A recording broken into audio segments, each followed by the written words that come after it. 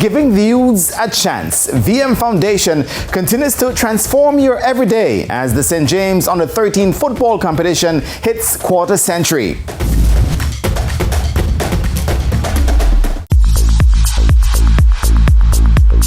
After a 3-year absence due to the COVID-19 pandemic, the St. James VM Foundation Uplift Under 13 football competition returned to the calendar. The tournament, which would have celebrated its 28th year had it not been for the pandemic, saw the 25th staging coming to a conclusion recently.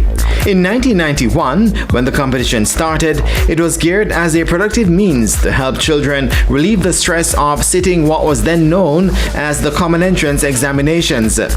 The program started with 8 to 10 primary schools in St. James and has since increased to 30 participants. We do several programs under thematic areas, and one of which is youth development.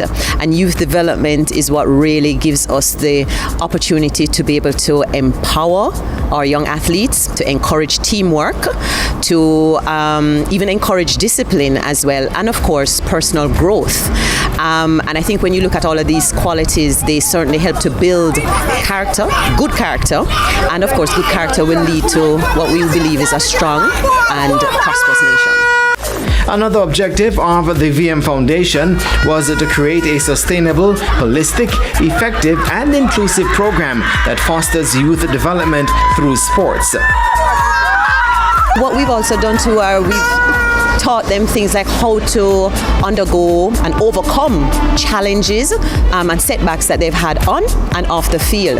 And what we believe is that some of these characteristics have been able to help them to become what I would call even strong, positive role models within their communities, because they've learned some of these skills and these qualities that will assist them in being able to overcome many of the challenges that they face. This year's competition saw Corinale Primary getting a hold of the trophy after 25 years in the wilderness, if you subtract the 3 years of the pandemic. They defeated Flankers 2-1 in the final, played at the Westport Park in Irwin. Chevon Brown got the opening goal for the Corinale Avenue-based school. But things got a little dicey when Errol Lindsay made it 1-1 after scoring a 9th-minute equalizer for Flankers. However, the tie was settled by Hassani Nelson in the 32nd minute, as Corinaldi lifted the crown which they last won in 1994. Romeo Esme is the coach of Corinaldi. We went to many finals, but we didn't come out successful. But this one is down in for the history. All I did was tell the guys, go out there, have fun, pass the ball around and make use of it. And everything will work out well. I just tell them to just have fun and enjoy the game. Despite ending on the wrong side of the result, Flankers coach Hanif Comrie doesn't see it as a defeat.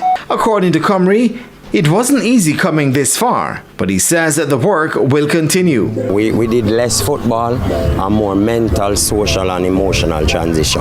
These boys have had crazy issues, coming from the homes, coming from all over. So my coaching staff focused on fixing a lot of the social issues, feeding them, ensuring that their mindset is a particular way.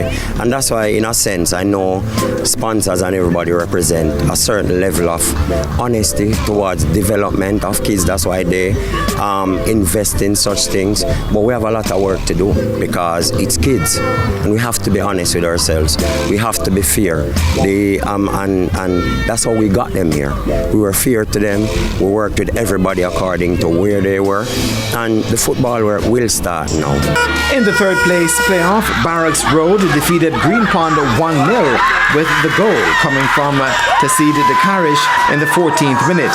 At the beginning of the season, we set a goal to win the VMBS, but we have to just settle for the third place. On our journey, we actually turn off, and that turn off cost us. Two of our key players actually make some decision they actually regret by going off to do running at town. So we couldn't do anything about it.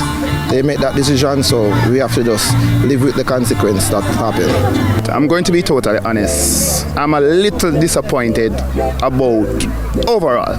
Honestly, after going through the season, we believe we could have won. We actually believe we are one of the better teams, but I would say I still appreciate the fact that we came fourth. We still overwhelmed over our achievement, as it's the first time we are actually reaching the semi-final. So I think that's a plus for the team. Really proud of the boys, but I'm still a little bit disappointed. Samantha Charles is the CEO of the VM Foundation.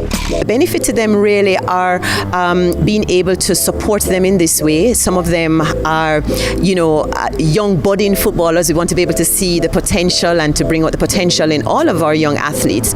And what they get from that is, a set of, not only, as I said, football, but we train our coaches as well that are able to help them as well in terms of what we have to offer to them.